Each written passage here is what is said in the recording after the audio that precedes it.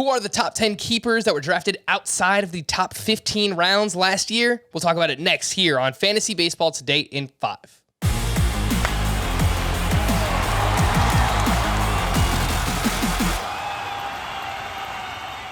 Welcome into FBT in 5. As always, make sure to follow and stream us on Spotify. Today is Tuesday, January 4th. I am Frank Stanfield, joined by Scott White.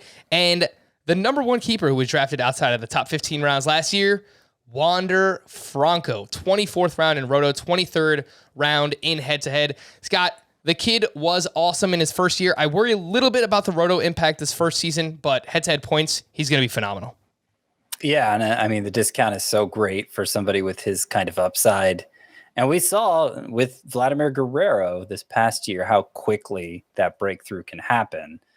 I think, maybe in a true keeper league, the extent of the discount won't be quite as great as keeping him outside of round 20, but it should be a significant discount nonetheless. All right, the next three, Cedric Mullins, Austin Riley, and Robbie Ray. Cedric Mullins was undrafted, by the way. We spoke about all three of these players on yesterday's Fantasy Baseball Today in 5, so we're just going to skip past those for now. The next one up is Freddie Peralta. He was a 22nd round pick in Roto last year, 19th round in head-to-head. Scott, the strikeouts are amazing, but we do have some concerns when it comes to the workload for Freddie Peralta. Yeah, we do. He had a big jump in workload because, of course, he spent the early stage of his career mostly working as a reliever. And even with that big jump in workload, he didn't quite get to 150 innings. So we still don't know if he's capable of taking on a frontline workload and if he's capable of repeating it year after year. You know, the context of keepers, you're mostly focused on the upcoming season, 2022. And so maybe those worries aren't so significant. Obviously, the discount is great. So that's why he's, fifth on this list? We're up to 5 now?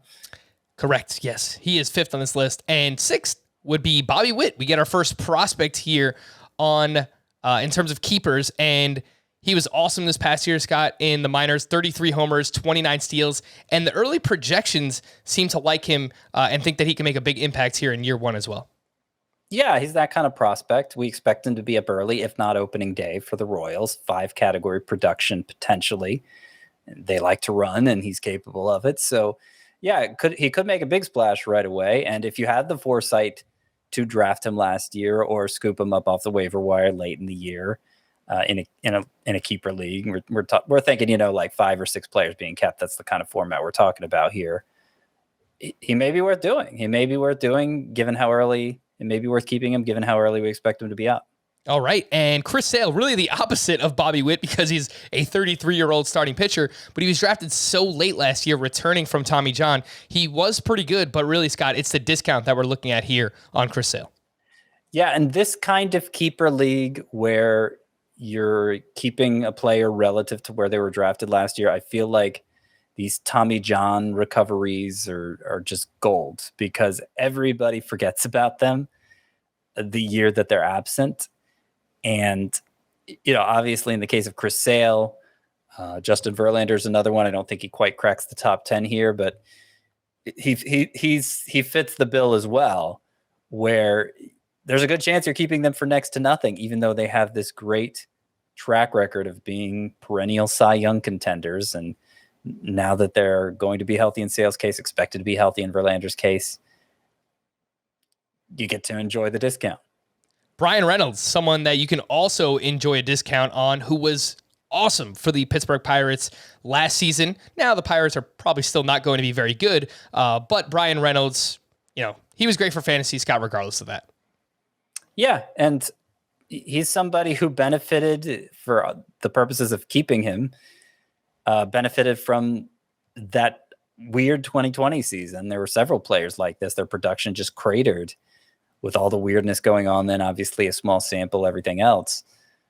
But he looked like a guy who had a bright future in the majors in 2019 and then upped his performance in 2021 at a point when everybody seemed to be giving up on him because of that awful 2020 season. Great line drive hitter, good source of batting average with enough power to be an impact player overall.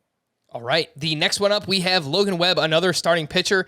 His final 14 starts last year, a 2.68 ERA, 101 whip, a 61% ground ball rate. great park to pitch in, Scott. I think there's a lot to like here with Logan Webb. One of the best ground ball pitchers in baseball. I love that. More than a strikeout per inning. You don't see that always from those extreme ground ball types. You get that combination. Factor in the supporting cast, the great park, the fact that Giants let him work like a true frontline pitcher. There's a lot to like about Logan Webb, especially a guy who went basically undrafted last year. Yep. Number 10. We're not going to get to talk about him much, but it is Jorge Polanco. Power, speed, really contributed across the board last year for the Minnesota Twins. Power probably takes a little bit of a step back, but regardless, should be a very valuable player here in 2022. For more extensive fantasy baseball coverage, listen to the Fantasy Baseball Today podcast on Spotify, Apple Podcasts, Stitcher, your smart speakers, or anywhere else podcasts are found. And thanks for listening to Fantasy Baseball Today in 5. We'll be back again on Thursday morning. Bye-bye.